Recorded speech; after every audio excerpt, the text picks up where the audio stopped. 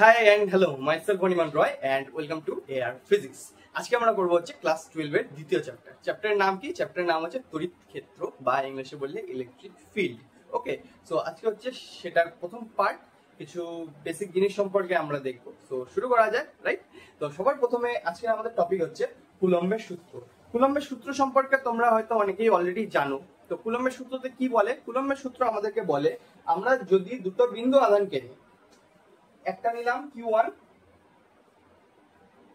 আরেকটা নিলাম Q2, তো দুটো বিন্দু আধান Q1 আর Q2 নিলাম, তাদের মাঝে দূরত্ব ধরলাম r পরিমাণ। ঠিক, তাহলে এদের মাঝে যে আকর্ষণ বা বিকর্ষণ বল কাজ করবে, এরা দুটো কি আধান, পজিটিভ হতে পারে নেগেটিভ হতে পারে, এদের মাঝে কি আকর্ষণ বা বিকর্ষণ বল কাজ করতে পারে। তো এদের মাঝে যে আকর্ষণ বা বিকর্ষণ বল কাজ করবে সেটার পরিমাণ আমি যদি F ধরি, তাহলে সেই F কার প্রপোর্শনাল হয়? এদের দুজনের আধান দুটোর গুণফলের সমানুপাতিক, মানে F প্রপোর্শনাল হয় Q1 ইনটু Q2 এর। ঠিক, কুলম্বের সূত্রের প্রথম বিবৃতি বা প্রথম বিবৃতি যেটাকে বলে স্টেটমেন্ট, সেটা হচ্ছে F proportional to Q1 into Q2, আধান দুটোর গুণফলের সমানুপাতিক। 2 নম্বর স্টেটমেন্ট কি? এদের মাঝে যে দূরত্ব r, সেই r এর বর্গের ব্যস্তানুপাতিক, মানে r কে ফার্স্টে বর্গ করতে হবে, মানে স্কয়ার করতে হবে, তার ব্যস্তানুপাতিক মানে 1/r² করতে হবে। তাহলে F কার প্রপোর্শনাল হয়? 2 নম্বর স্টেটমেন্ট হিসেবে 1/r² এর প্রপোর্শনাল হয়। এবারে এই দুটোকে যদি আমি একসঙ্গে লিখি তাহলে কি হবে? F প্রপোর্শনাল টু হবে Q1 Q2/r²। ঠিক, এটা হচ্ছে কুলম্বের সূত্র। এই দুটো বিন্দু আধানের মধ্যে যে বল, আকর্ষণ বা বিকর্ষণ বল কাজ করে, সেটা কার প্রপোর্শনাল? Q1 Q2/r² এর প্রপোর্শনাল। ঠিক, এবার আমি যদি প্রপোর্শনাল সাইনকে সরাই, তাহলে আমাদের কি দিতে হবে? একটা কনস্ট্যান্ট দিতে হবে, একটা ধ্রুবক দিতে হবে, রাইট? তো আমি এটাকে সরালাম, সমানুপাতিক চিহ্ন বা প্রপোর্শনাল সাইনকে সরালাম, তার জায়গায় ইকুয়াল টু দিলাম, তার জন্য আমি ধরলাম একটা কনস্ট্যান্ট নিলাম K ড্যাশ। ঠিক আছে, এবার ড্যাশ কেন নিলাম এটা সম্পর্কে আমরা একটু পরে জানতে পারবো। তো K dash into Q1 Q2/r², এরকম লিখতে পারি। ঠিক, এরকম লিখতে পারি। তো এইবার এই যে K ড্যাশটা নিলাম, এই K ড্যাশটা কি? এই K ড্যাশটা হচ্ছে একটা ধ্রুবক। এবার এই ধ্রুবকের একটা নাম থাকবে, এই ধ্রুবকের একটা মান থাকবে, রাইট? তো এই ধ্রুবকের সবার প্রথম নাম কি? এই ধ্রুবকের নাম হচ্ছে স্থির তড়িৎ ধ্রুবক। স্থির তড়িৎ ধ্রুবক, বা এইটাকে কি বলে? কুলম্ব ধ্রুবকও বলে। ঠিক আছে, এই ধ্রুবকের সবার প্রথম কথা নাম কি? এই ধ্রুবকের নাম হচ্ছে স্থির তড়িৎ ধ্রুবক বা কুলম্ব ধ্রুবক। এবার এটা একটা মান থাকবে। এবার এটার যে মান, এই যে K ড্যাশের মান, এটার মান দুটো জিনিসের উপর নির্ভর করে। এক, কোন মাধ্যমের মধ্যে আমরা এই F এর মানটাকে ক্যালকুলেট করছি, মানে এই যে আমি বিন্দু আধান দুটো নিলাম Q1 আর Q2, এদের মাঝে কোন মাধ্যম আছে, মানে বায়ু মাধ্যম নাকি শূন্য মাধ্যম নাকি জল মাধ্যম নাকি অভ্র নাকি গ্লিসারিন, যে কোনো কিছু হতে পারে।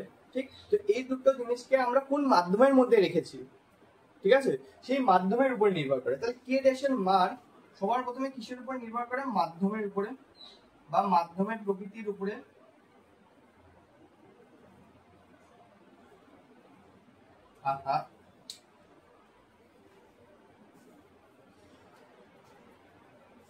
সরি, বানান ভুল। মাধ্যমের প্রকৃতির উপরে,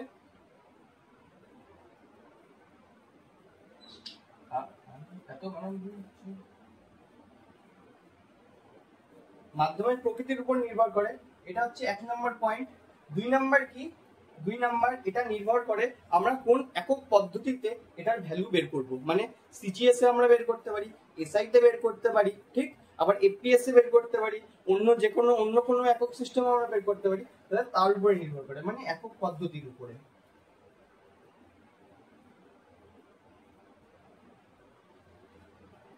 তাহলে এই K ড্যাশের নাম কি হলো? K ড্যাশের নাম হলো স্থির তড়িৎ ধ্রুবক বা কুলম্ব ধ্রুবক। এই K ড্যাশের মান দুটো বিষয়ের উপর নির্ভর করে। এক, মাধ্যমের প্রকৃতির উপরে, মাধ্যমের প্রকৃতির উপরে। 2, একক পদ্ধতির উপরে। মাধ্যমের প্রকৃতি বলতে কি?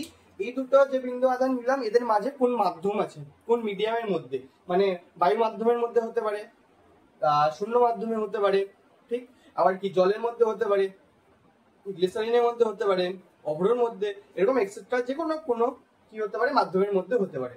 আর 2 নাম্বার কি একক পদ্ধতি, মানে কোন একক কোন ইউনিট সিস্টেমে আমরা এই কে ড্যাশের ভ্যালুটাকে বের করব, মানে সিজিএস এ বের করছি নাকি এসআই তে বের করছি সেটার উপর। তাহলে কে ড্যাশের ভ্যালু জানতে হলে আমাদের আগে দুটো জিনিস ঠিক করতে হবে, এক কোন মাধ্যমে, দুই কোন একক সিস্টেমে মানে একক পদ্ধতিতে, রাইট? তো সেটাকে ঠিক করি। সবার প্রথম ধরলাম কি আমরা বের করবো সিজিএস পদ্ধতিতে, ঠিক আছে? তাহলে একক পদ্ধতি কি হবে? সিজিএস। একক পদ্ধতি হবে সিজিএস। কোন মাধ্যম? মাধ্যমকে ধরলাম আমরা বায়ু মাধ্যম,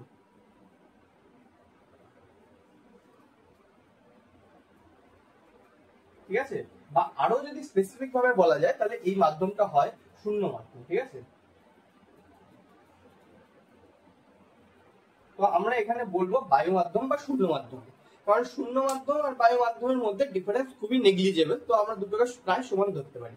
তো সিজিএস পদ্ধতিতে বায়ু মাধ্যমে বা শূন্য মাধ্যমে, বেশি স্পেসিফিক ভাবে বলতে গেলে শূন্য মাধ্যম যেটা লিখলাম এটা হচ্ছে বেশি অ্যাকুরেট, ঠিক আছে? কিন্তু আমরা এটাকে বায়ু মাধ্যমেও বলতে পারি। তো সিজিএস পদ্ধতিতে বায়ু মাধ্যমে বা শূন্য মাধ্যমে এই কে ড্যাশের ভ্যালু কি হয়? কে ড্যাশের ভ্যালু হয় 1 এর সমান, ঠিক? সবার প্রথম কথা এটা, সিজিএস পদ্ধতিতে বায়ু মাধ্যম বা শূন্য মাধ্যমে কে ড্যাশের ভ্যালু হয় 1, ঠিক? তাহলে সিজিএস পদ্ধতিতে আমাকে যদি ফোর্সের ভ্যালু বের করতে বলা হয়, আকর্ষণ বা বিকর্ষণ বল বের করতে বলা হয়, তাহলে F ইকুয়াল টু কি হবে? Q1 Q2 by RI square, কারণ কে ড্যাশের ভ্যালু 1 হয়ে যায়। আচ্ছা, এটা হলো। এবার 2 নাম্বার এসআই পদ্ধতিতে। এসআই পদ্ধতিতেও সেম বায়ু মাধ্যম বা শূন্য মাধ্যম নিলাম, বেশি স্পেসিফিক ভাবে, ঠিক আছে? বলতে গেলে বায়ু মাধ্যম বা শূন্য মাধ্যমে এইখানে কে ড্যাশের ভ্যালু কি হয়? কে ড্যাশের ভ্যালু হয় 1/4 পাই এপসাইলন নট। এই চিহ্নটাকে কি বলে? এই চিহ্নটাকে বলে হচ্ছে এপসাইলন নট। এবার এটা আবার আরেকটা কনস্ট্যান্ট, ঠিক আছে? ঠিক কনস্ট্যান্ট বলা চলে না, প্রতিটা মাধ্যম হিসেবে এটার একটা নির্দিষ্ট ভ্যালু থাকে। তো ফার্স্টে আমরা কি বের করলাম? এফ এর ভ্যালু বের করলাম কি K dash into Q1 Q2 by R square. এখানে কে ড্যাশ আননোন, তো কে ড্যাশের ভ্যালু বের করলাম কি? প্রথমে বের করলাম নাম, স্থির তড়িৎ ধ্রুবক, তার উপর নির্ভর করে মাধ্যমের প্রকৃতি, একক পদ্ধতি। এবার কে ড্যাশের ভ্যালু বের করতে হলে সিজিএস পদ্ধতিতে বায়ু মাধ্যম বা শূন্য মাধ্যমে কি হলো? 1। এসআই তে কি হলো? 1/4 পাই এপসাইলন নট। এইবার এইখানে আননোন কি? এখানে আবার আননোন হচ্ছে এপসাইলন নট। তাহলে এবার আমরা দেখবো হচ্ছে এপসাইলন নট সম্পর্কে, ঠিক আছে? এত দূর অবধি বোঝা গেল। দুটো আধান নিলাম Q1 Q2, বিন্দু আধান, তাদের মাঝে দূরত্ব r। তাহলে এদের মাঝে আকর্ষণ বা বিকর্ষণ মান কার প্রপোর্শনাল হবে? সমানুপাতিক Q1 into Q2 আর 1/r স্কয়ার এর প্রপোর্শনাল হবে। তাহলে F proportional to Q1 Q2 by r square. Proportional সাইনকে সরলে একটা কনস্ট্যান্ট আসে, সেটা হচ্ছে K ড্যাশ, তার নাম হচ্ছে স্থির তড়িৎ ধ্রুবক বা কুলম্ব ধ্রুবক। এর মান নির্ভর করে মাধ্যমের প্রকৃতির উপর আর একক পদ্ধতির উপর। সিজিএস পদ্ধতিতে বায়ু মাধ্যম বা শূন্য মাধ্যমে K ড্যাশের ভ্যালু 1, এসআই পদ্ধতিতে বায়ু বা শূন্য মাধ্যমে K ড্যাশের ভ্যালু 1/4 পাই এপসাইলন নট, ঠিক আছে? এবার নতুন একটা আননোন জিনিস আসলো আমাদের কাছে, সেটা হলো এপসাইলন নট। এবার আমরা দেখবো হচ্ছে এপসাইলন নট সম্পর্কে। ওকে, এত দূর অবধি বোঝা গেল? একটা ছবি তুলে নিই। নাইস। এইবার আমাদের জানতে হবে এপসাইলন নট সম্পর্কে, ঠিক আছে?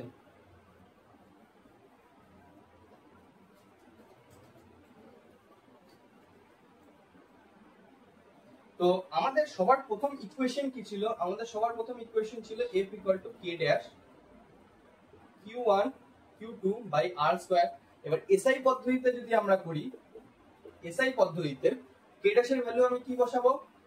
K ড্যাশের ভ্যালু বসাবো 1/4 pi epsilon not Q1 Q2 by R square, right?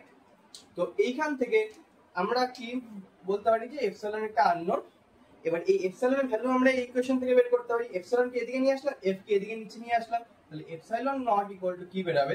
এই চিহ্নটাকে কি বলে? এপসাইলন নট বলে, ঠিক আছে?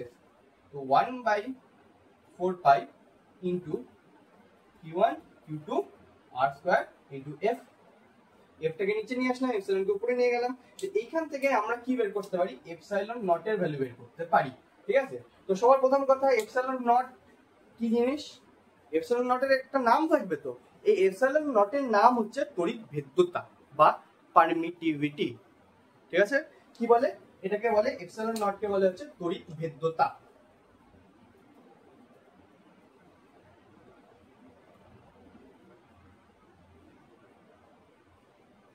এটাকে কি বলে, এটাকে বলে হচ্ছে তড়িৎ ভেদ্যতা বা পারমিটিভিটি। ঠিক আছে, ইংলিশে বলবো তো ইংলিশে পারমিটিভিটি বলে। ঠিক আছে, এপসাইলন নট এর প্রথমে নাম জানলাম আমরা। এপসাইলন নট এর নাম কি, তড়িৎ ভেদ্যতা। এপসাইলন নট কাকে বলে, তড়িৎ ভেদ্যতাকে বোঝায়। ঠিক আছে, ইংলিশে বললে পারমিটিভিটি। ঠিক আছে, এবার এপসাইলন নট এর যে ভ্যালু সেটা আমরা এখান থেকে বের করতে পারি 1/4 pi into Q1 Q2 by R square into F, তাই না? তো এখান থেকে যদি আমরা এপসাইলন নট এর ভ্যালু বের করি, তাহলে এপসাইলন নট এর আমাদের যে ভ্যালু আসে, সেই এপসাইলন নট এর ভ্যালু আসে আমাদের কাছে কত, 8.854। ঠিক আছে, এবার এটার একক কি, এটার একক হচ্ছে coulomb square newton to the power -1 metre to the power -2। ঠিক আছে, তো এটা হলো এপসাইলন নট এর স্কয়ার। ভেরি ভেরি ইম্পর্টেন্ট একটা মান, এটা আমাদেরকে মনে রাখতে হবে, এপসাইলন নট এর মান। ঠিক আছে, এপসাইলন নট এর মান কত, 8.854 ইনটু, ও সরি এখানে ইনটু 10 টু দি পাওয়ার হবে, এটাকে এখানে মুছি, into 10 to the power -12, mistake, বাদ চলে গেছে, 10 টু দি পাওয়ার -12। ঠিক আছে, ইনটু এখানে ইউনিট কি হবে, coulomb square newton to the power -1 metre to the power -2। ঠিক আছে, তো এখান থেকে আমরা এটা ইউনিট বলতে পারি। এপসাইলন নট এর যে একক হবে, এপসাইলন নট এর একক কি, coulomb to the power 2 newton to the power -1 metre to the power -2। ঠিক আছে, এটা হচ্ছে এপসাইলন নট এর একক। এপসাইলন নট কি, তড়িৎ ভেদ্যতা। তড়িৎ ভেদ্যতার একক কি, coulomb to the power 2 newton to the power -1 metre to the power -2। Value কত, 8 into 8.54 into 10 to the power -12 coulomb square newton -1 metre -2। Okay, এবার এটার মাত্রাও থাকবে। মাত্রা কাকে বলে, ক্লাস 11 এর আমরা কয়েকদিন আগেও দেখলাম এটা সম্পর্কে। সেটা কি, প্রাথমিক যে এককগুলো সেগুলোর সাথে এই লব্ধ এককের কি সম্পর্ক সেটা বোঝাতে আমরা এটাকে ইউজ করি। ঠিক আছে, তো মাত্রাকে আমরা থার্ড ব্র্যাকেট দিয়ে দেখাই। মাত্রাকে থার্ড ব্র্যাকেট দিয়ে দেখালে আমাদের ভ্যালু আসবে m to the power -1, l to the power -3, t to the power 4, i to the power 2। ঠিক আছে, এটা হচ্ছে মাত্রা। m মানে মাস, l মানে দৈর্ঘ্য, t মানে হচ্ছে সময়, আর i মানে হচ্ছে তড়িৎ তড়িৎ প্রবাহ মাত্রার মান, তড়িৎ প্রবাহ মাত্রার মাত্রা। ঠিক আছে, তড়িৎ প্রবাহের মাত্রা যেটাকে বলে। তো m to the power -1, l to the power -3, t to the power 4, i to the power 2, এটা হচ্ছে এপসাইলন নট এর মাত্রা। ঠিক আছে, তো এখানে মেন জিনিস কি, মেন জিনিস হচ্ছে এপসাইলন নট এর নাম কি, তড়িৎ ভেদ্যতা। তার ভ্যালু কত, 8.854 ইনটু 10 টু দি পাওয়ার -12। ওকে, এইবার কে ড্যাশ এর ভ্যালু কি ছিল, কে ড্যাশ এর ভ্যালু ছিল 1/4 পাই এপসাইলন নট, তাই না? কে ড্যাশ এর ভ্যালু ছিল 1/4 পাই এপসাইলন নট, রাইট? এবার 4 টা একটা কনস্ট্যান্ট, একটু নাম্বার, পাইও একটা কনস্ট্যান্ট, ভ্যালু আমরা জানি। এপসাইলন নট এর ভ্যালু আমরা জেনে গেলাম কত, 8.854 ইনটু 10 টু দি পাওয়ার -12। ঠিক, তো এইখান থেকে আমরা কি করতে পারি, এখানে যদি আমরা এপসাইলন নট এর ভ্যালুটা বসাই দেই, এপসাইলন নট এর value 8.854 into 10 to the power -12, এই ভ্যালুটা যদি বসাই দিই, তাহলে আমরা কে ড্যাশ এর ভ্যালু বের করতে পারি। সোজা কে ড্যাশ এর ভ্যালু বেরিয়ে গেল। ঠিক আছে, কে ড্যাশ এর ভ্যালু চলে আসলো। কে ড্যাশ এর ভ্যালু কত হয়, 9 into 10 to the power 9 newton metre square coulomb to the power -2। উল্টে গেল, এটা ছিল হচ্ছে এপসাইলন নট এর কি একক, এটা কি ছিল এপসাইলন নট এর একক। এবার এপসাইলন নট এর একক যদি নিচে চলে আসে, তাহলে উল্টে যাবে। তাহলে যেখানে যেখানে মাইনাস ছিল সেটা পজিটিভ হয়ে যাবে, যেটা পজিটিভ ছিল সেটা কি হয়ে যাবে, নেগেটিভ হয়ে যাবে। তাহলে কে ড্যাশ এর ভ্যালু আমাদের সোজাসুজি চলে আসলো। কে ড্যাশ এর ভ্যালু আমাদের কত আসলো, 9 into 10 to the power 9 into 10 into 9 into 10 to the power 9, sorry 9 into 10 to the power 9 newton metre square coulomb to the power -2। ঠিক, এইবার আমাদের ইকুয়েশন কি ছিল, এটা প্রথম ইকুয়েশন কি ছিল, আমাদের প্রথম ইকুয়েশন ছিল এটা।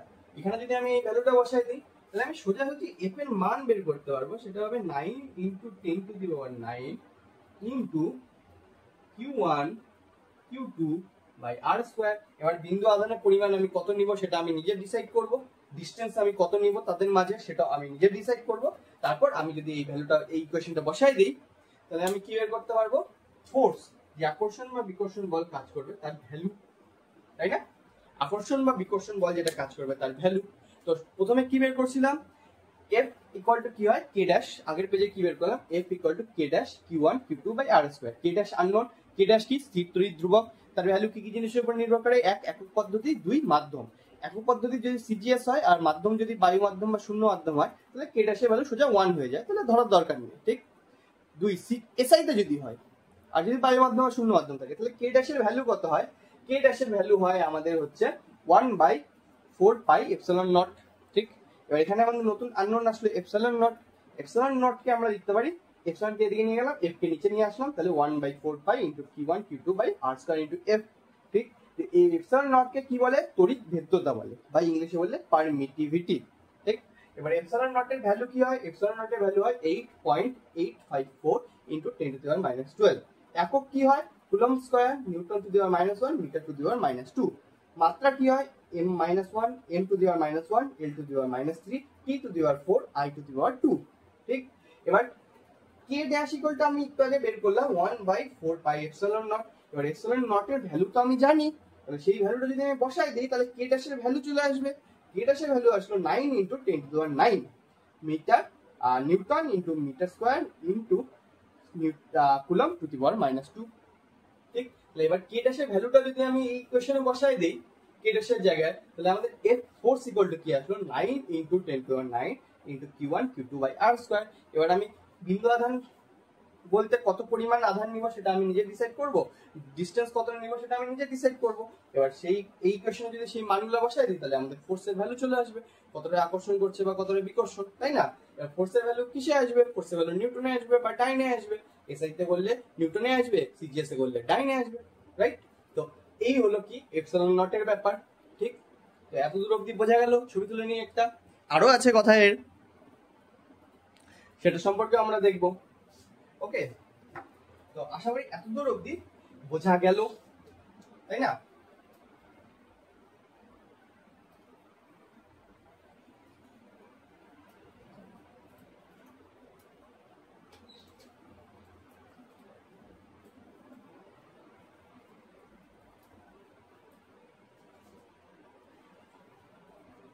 তো আমাদের প্রথম ইকুয়েশন কি ছিল, আমাদের প্রথম ইকুয়েশন ছিল k dash q1 q2 by r square. এবার যদি এসআই তে যদি বায়ু মাধ্যম হয় বা শূন্য মাধ্যম হয়,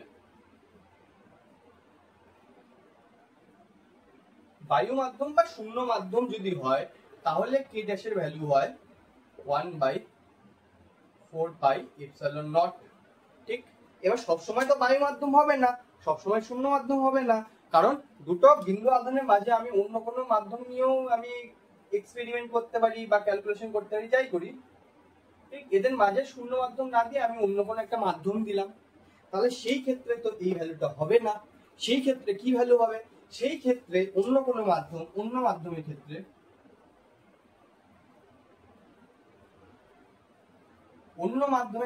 k ড্যাশের ভ্যালু কি হয়, অন্য মাধ্যমের ক্ষেত্রে k ড্যাশের ভ্যালু হয় 1/4 পাই এপসাইলন, শুধু এপসাইলন, নিচের যে নট চিহ্নটা সেটা থাকবে না, শুধু এপসাইলন, ঠিক আছে। এবার এই এপসাইলনকে কি বলে, এই এপসাইলনকে বলে ওই মাধ্যমের তড়িৎ ভেদ্যতা। এটা কি ছিল, এপসাইলন নট তড়িৎ ভেদ্যতা কার, শূন্য মাধ্যমের। এই এপসাইলন কি, ওই মাধ্যমের, যে মাধ্যমের মধ্যে আমরা হিসাব করবো সেই মাধ্যমের। তো এইবার প্রথম ইকুয়েশন কি, f equal to k dash q1 q2 by r square. তার থেকে আমরা কি আননোন পেলাম, k ড্যাশ, তার ভ্যালু বের করলে 1/4 পাই এপসিলন নট, কোথায়, বায়ু মাধ্যম বা শূন্য মাধ্যম। আর অন্য যদি কোনো মাধ্যম থাকে তাহলে কি হবে, 1/4 পাই ইনটু এপসাইলন, ঠিক। তো এপসিলন ড্যাশ কাকে বলে, এপসিলন ড্যাশ কাকে বলে, এপসিলন ড্যাশ বলে হচ্ছে তড়িৎ ভেদ্যতা, ঠিক, কার, শূন্য মাধ্যম বা বায়ু মাধ্যমে। তাহলে এপসিলন কাকে বলবে, তড়িৎ ভেদ্যতাই হবে, কোন মাধ্যমে, যে মাধ্যমে নিব, অন্য কোন একটা মাধ্যমে, ঠিক। তো এপসাইলন আর এপসাইলন নটের মধ্যে কি থাকে, একটা সম্পর্ক থাকে, ঠিক আছে। এপসাইলন আর এপসাইলন নটের মধ্যে একটা সম্পর্ক থাকে। এপসাইলন ইকুয়াল টু কি হয়, কাপ্পা ইনটু এপসাইলন নট। এই চিহ্নটা কি, এই চিহ্নটাকে বলে হচ্ছে কাপ্পা, নট কে, এটাকে বলে হচ্ছে কাপ্পা। ঠিক আছে, সেই জন্য এই চিহ্নটা যেহেতু কে এর মতো দেখতে, সেই জন্য আমি এটাকে কে ড্যাশ ধরছিলাম। বইও তাই ধরে, ঠিক আছে, কে ড্যাশ ধরে, যেহেতু যাতে এই দুটো মিলে না যায়। ঠিক আছে, এবার বোঝা গেল কে ড্যাশ কেন নিয়েছিলাম। ঠিক, তো এপসাইলন ইকুয়াল টু কি হয়, কাপ্পা ইনটু এপসাইলন নট। এইবার এপসাইলনের ভ্যালু বের করতে গিয়ে আমাদের কাছে আরো একটা নতুন কি আসলো, একটা নতুন আননোন চলে আসলো। সেটা কি, সেটা হচ্ছে কাপ্পা, সেটা হচ্ছে কাপ্পা। ঠিক আছে, তো প্রথমে এফ এর ভ্যালু বের করতে গিয়ে একটা আননোন আসলো, সেটা কে ড্যাশ।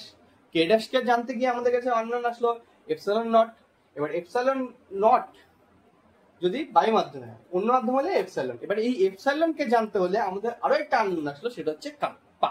এবার আমরা এই কাপ্পা সম্পর্কে জানবো। ঠিক আছে, তো কাপ্পা এটা হচ্ছে এই চিহ্নটার নাম, তবে এটাকে এই তড়িৎ ক্ষেত্র, এই চ্যাপ্টারের পার্সপেক্টিভে, এই চ্যাপ্টারের জন্য কি বলা হয়, আপেক্ষিক তড়িৎভেদ্যতা।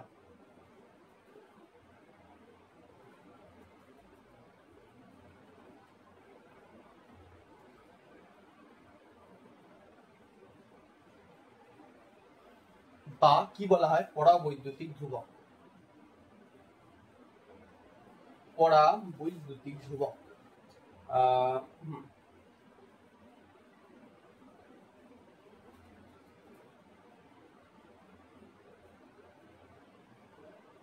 ঠিক আছে, এই কাপ্পাকে কি বলা হয় এই চ্যাপ্টারে, আপেক্ষিক, মিস্টেক, কবার চলে গেছিল, আপেক্ষিক তড়িৎভেদ্যতা বা পরাবৈদ্যুতিক ধ্রুবক। ঠিক আছে, আপেক্ষিক তড়িৎভেদ্যতাকে ইংলিশে কি বলে, রিলেটিভ পারমিটিভিটি। পরাবৈদ্যুতিক ধ্রুবককে বলে হচ্ছে ডাই ইলেকট্রিক কনস্ট্যান্ট। দুটোই একই জিনিস, কাপ্পাকে বোঝায়। ঠিক আছে, তো দুটো আলাদা আলাদা নাম, আপেক্ষিক তড়িৎভেদ্যতা বা পরাবৈদ্যুতিক ধ্রুবক। ওকে, এবার কাপ্পার ভ্যালু কি করে বের করব, সিম্পল, এই কোশ্চেন থেকে আমি কাপ্পার ভ্যালু কি আনতে পারি, কাপ্পার ভ্যালু হয় হচ্ছে এপসাইলন বাই এপসাইলন নট। এবার এপসাইলন নটের ভ্যালু তো আমি জানি, এপসাইলন নটের ভ্যালু আমি তো জানি, একটু আগে কি বের করলাম, এপসাইলন নটের ভ্যালু বের করলাম 8.854 ইনটু 10 টু দি পাওয়ার -12। ঠিক, এবার এপসাইলন কি হবে, যে মাধ্যম নিব, ধরলাম কোন একটা মাধ্যম নিলাম, যেমন জল নিলাম বা অভ্র নিলাম, সেই মাধ্যমে কি থাকবে, একটা এপসাইলনের ভ্যালু থাকবে। সেই এপসাইলনের ভ্যালু বাই এপসাইলন নট দিয়ে যে ভ্যালুটা আসবে সেটা হবে কাপ্পা পরিমাণ। ঠিক, এবার এটা যেহেতু কি একটা অনুপাত, এই এপসাইলন মানেও কি তড়িৎভেদ্যতা, এই এপসাইলন মানেও কি তড়িৎভেদ্যতা। ঠিক, তাহলে দুটো তড়িৎভেদ্যতা যদি উপর নিচে ভাগ যায়, মানে একটা তড়িৎভেদ্যতা ভাগ আরেকটা তড়িৎভেদ্যতা, তাহলে কি হবে, একক কেটে যাবে। যেমন মানে 1 metre by 2 metre, metre metre তো কেটে যাবে, অনুপাত কত বেরাবে, হাফ বেরাবে, তাই না।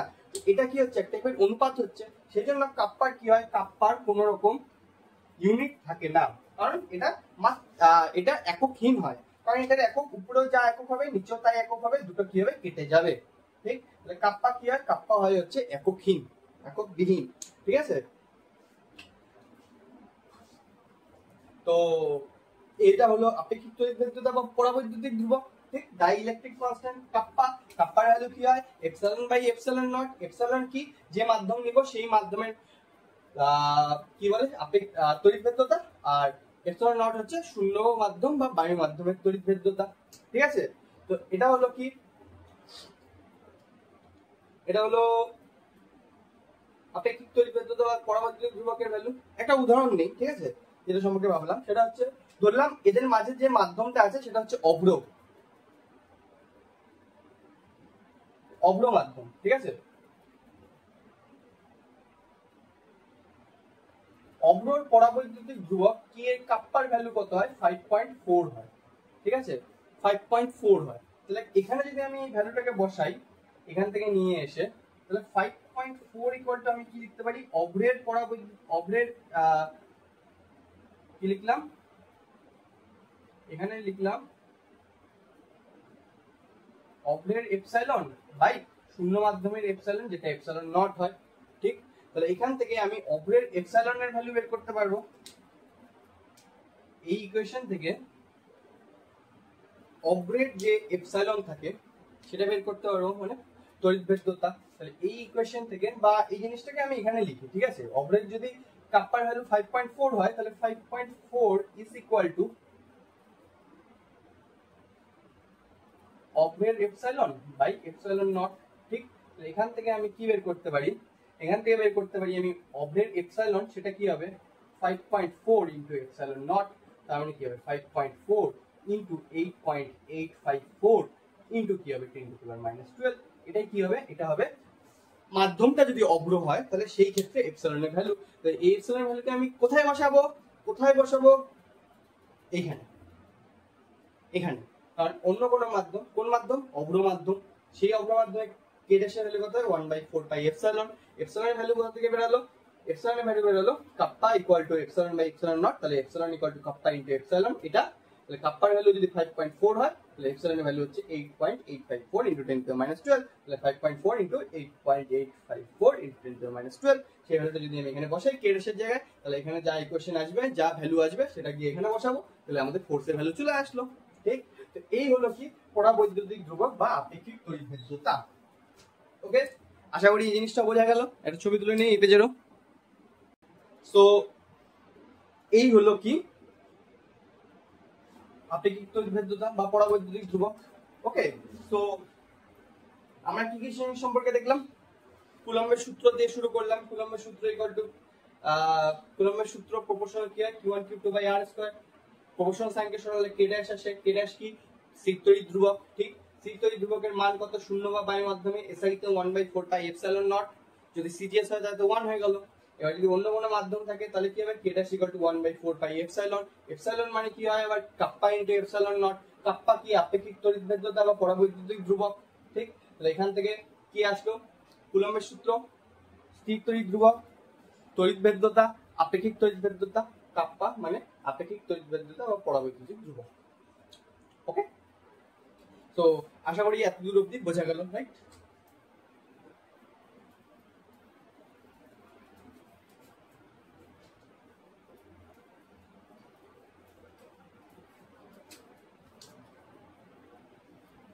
এবার আবার একই সেম যেভাবে আমরা চলে আসছি সেভাবেই নিব।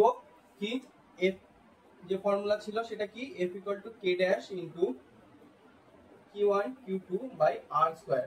কারোর কি মনে পড়ে যে এই ইকুয়েশনটা কোন একটা ইকুয়েশনের সাথে খুব ম্যাচ করে, সেটা কি, সেটা হচ্ছে মহাকর্ষ যে সূত্র, মহাকর্ষের যে সূত্র, সেই সূত্রের সাথে কিন্তু অনেকটা ম্যাচ করে। মহাকর্ষের সূত্রের ক্ষেত্রে ফোর্সের ভ্যালু কি হয়, g into m1 m2 by r square.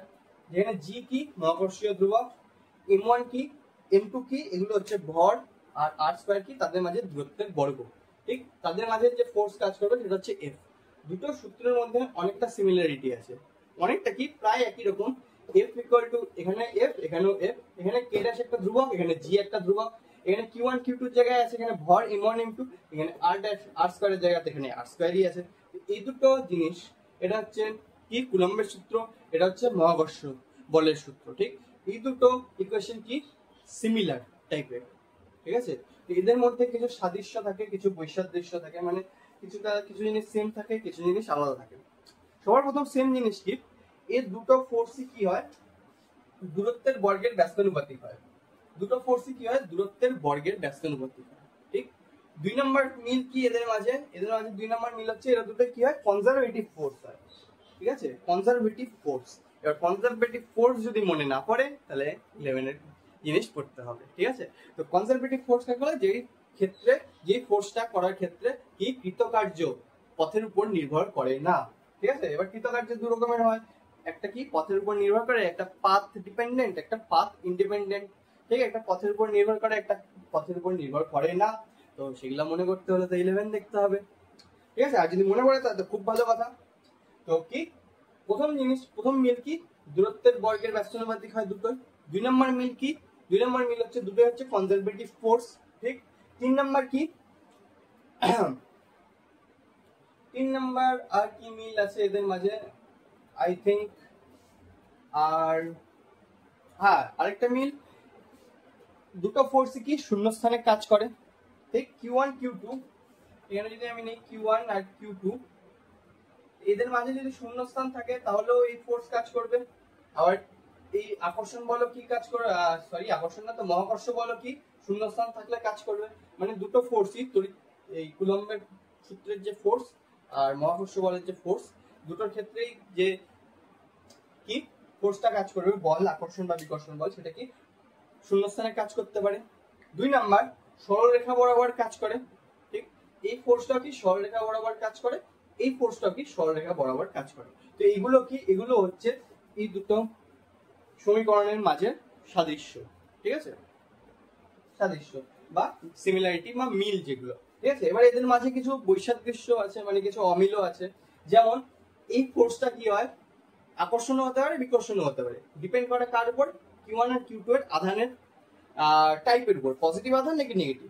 কিন্তু এই ফোর্সটা কি সবসময় আকর্ষণ হয়, কারণ মহাকর্ষ বল সবসময় আকর্ষণ করে, কখনো বিকর্ষণ করে না। তো প্রথম অমিল তো এটাই, এটা কি হয়, এটা আকর্ষণ বা বিকর্ষণ দুটোই করতে পারে, এটা শুধুমাত্র আকর্ষণ করে, ঠিক। তারপরে কি, এই বলটা কি হয়, খুব শক্তিশালী হয়, ঠিক আছে, এটা পাওয়ার খুব বেশি হয়, শক্তিশালী বল হয়। আর এটা খুব ক্ষীণ বল হয়, মানে খুব অল্প পরিমাণ, মানে এটা শক্তি খুব কম হয়, ঠিক আছে। তারপর এটা কি, এটা মাধ্যমের উপর নির্ভর করে, কেন, কারণ কে ড্যাশ যেটা, এটাই মাধ্যমের উপর নির্ভর করে। কিন্তু এখানে জি কি, জি হচ্ছে ইউনিভার্সাল কনস্ট্যান্ট, এটা কোনো মাধ্যমের উপর নির্ভর করে না। তো এই ফোর্সটাও কোনো মাধ্যমের উপর নির্ভর করে না, ঠিক। তাহলে এটা মাধ্যমের উপর নির্ভর করে, এটা মাধ্যমের উপর নির্ভর করে না, ঠিক আছে। তো এই হলো কি, এই হলো এই দুটো ইকুয়েশনের মধ্যে সিমিলারিটি আর সাদৃশ্য আর বৈসাদৃশ্য, ঠিক আছে। এরপর লাস্ট আমাদের জিনিস, সেটা হচ্ছে একক আধান সম্পর্কে আমরা জানবো, ঠিক আছে।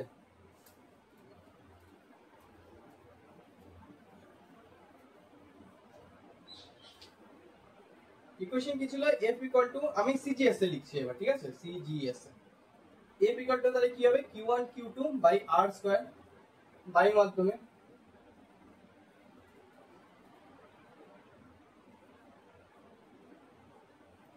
বায়ু মাধ্যমে সিজিএস এ কে ড্যাশের ভ্যালু কত হয়, 1 হয়, কে ড্যাশের ভ্যালু কত হয়, 1 হয়। সেজন্য F equal to Q1 Q2 by R square. এইবার এখানে যদি আমি F এর ভ্যালু 1 করে দেই, সিজিএস যেহেতু, তাহলে 1 ডাইন হবে। R এর ভ্যালু যদি আমি একক পরিমাণ করে দিই, মানে 1 সেন্টিমিটার, আর Q1 Q2 কে সমান পরিমাণ করে দিই, সেটা কত, Q। এই ইকুয়েশন যদি আমি বসাই, তাহলে কি হবে, 1 ইকুয়াল টু Q স্কয়ার, মানে Q into Q equal to Q square by 1। তাহলে এখান থেকে আমি কি বলতে পারি, Q equal to plus minus 1, তাই না, এত দূর অবধি আসবে, একটু শর্টকাটে করে দিলাম। তো Q ইকুয়াল টু আসলো প্লাস মাইনাস 1। তো এই যে পরিমাণটা, এই পরিমাণটাকে বলা হয় হচ্ছে একক আধান, ঠিক আছে। এটা হলো ইকুয়েশন হিসেবে। এবার ডেফিনেশন বলতে কি বোঝায়, ডেফিনেশন বলতে বোঝায় যদি আমরা দুটো সমপরিমাণ আধানকে বায়ু মাধ্যমে যদি একে অপরের থেকে 1 সেন্টিমিটার দূরে রাখি, দুটো সমপরিমাণ আধান, এটা একটা আধান, দুটোর আধানের পরিমাণ কত, সেম, কিউ আর কিউ। এদের দুইজনকে যদি বায়ু মাধ্যমে রাখা হয়, এদের মাঝে দূরত্ব যদি 1 সেন্টিমিটার করা হয়, আর এদের মাঝে যে আকর্ষণ বা বিকর্ষণ বল কাজ করবে, সেটা যদি 1 ডাইন পরিমাণ হয়, এদের মাঝে যে ফোর্স কাজ করবে সেটা যদি 1 ডাইন পরিমাণ হয়, তাহলে এই দুটো আধানকে কি বলে, একক আধান বলে, ঠিক। এটা সিজিএস এ ইউনিট কি, ইএসইউ। সিজিএস এ ইউনিট হচ্ছে ইএসইউ, এসআই তে ইউনিট হচ্ছে কুলম্ব। আচ্ছা, সিজিএস এ আরেকটা ইউনিটও হয়, সিজিএস এ আরেকটা ইউনিট হচ্ছে স্ট্যাট কুলম্ব, ঠিক আছে। তো কি বললাম, দুটো সমপরিমাণ আধানকে বায়ু মাধ্যম বা শূন্য মাধ্যমে পরস্পরের থেকে 1 সেন্টিমিটার দূরে রাখলে যদি তাদের মাঝে 1 ডাইন পরিমাণ বল ক্রিয়া করে, তাহলে সেই দুটো আধানকে কি বলে, একক আধান বলে। কি বলে, একক পরিমাণ আধান বলে। সিজিএস পদ্ধতিতে ইউনিট কি, ইএসইউ বা স্ট্যাট কুলম্ব। এসআই তে ইউনিট কি, এসআই তে ইউনিট হচ্ছে কুলম্ব, এবার কুলম্ব আর স্ট্যাট কুলম্বের মধ্যে সম্পর্ক কি, কুলম্ব আর স্ট্যাট কুলম্বের মধ্যে সম্পর্ক হচ্ছে 1 coulomb is equal two 3 into 10 to the power 9 ESU। এটা একটা ইম্পর্টেন্ট সমীকরণ যেটা মনে রাখতে হবে, মানে 1 কুলম্ব কত ESU সমান হয়। ওকে, সো এই হলো আজকের আমাদের টোটাল টপিক, কুলম্বের সূত্র থেকে আমরা কি আসলাম, স্থির তড়িৎ ধ্রুবকে আসলাম, সেখান থেকে আমরা আসলাম কিসে আসলাম, আমরা আসলাম হচ্ছে ইয়েতে তড়িৎ ভেদ্যতাতে, তড়িৎ ভেদ্যতা থেকে আমরা গেলাম হচ্ছে পরাবৈদ্যুতিক ধ্রুবকে। ঠিক, তারপরে কি আমরা এই কুলম্বের সূত্রে যে ফোর্স আর মহাকর্ষ বলের যে ফোর্স, এই দুটোর মধ্যে সিমিলারিটি আর মানে সাদৃশ্য আর বৈসাদৃশ্য দেখলাম, মানে মিল আর অমিল দেখলাম। আর তারপর নেক্সট একক পরিমাণ আধান কাকে বলে সেটা সম্পর্কে আমরা দেখলাম। ওকে, তো আশা করি এখন দূর অব্দি বোঝা গেল। ঠিক আছে, বোঝা গেলে লাইক করে দিও, শেয়ার করে দিও, সাবস্ক্রাইব করে দিও। ওকে, তো আজকের জন্য এইটুকুই। আচ্ছা, এটার একটা ছবি তুলে নেই আগে, নাহলে মনে থাকবে না পরে। তো আজকের জন্য এইটুকুই। ওকে, তো দেখা হচ্ছে নেক্সট দিন, নেক্সট সেশন। এরপরের থেকে আমরা কমপ্লিট করবো। টাটা।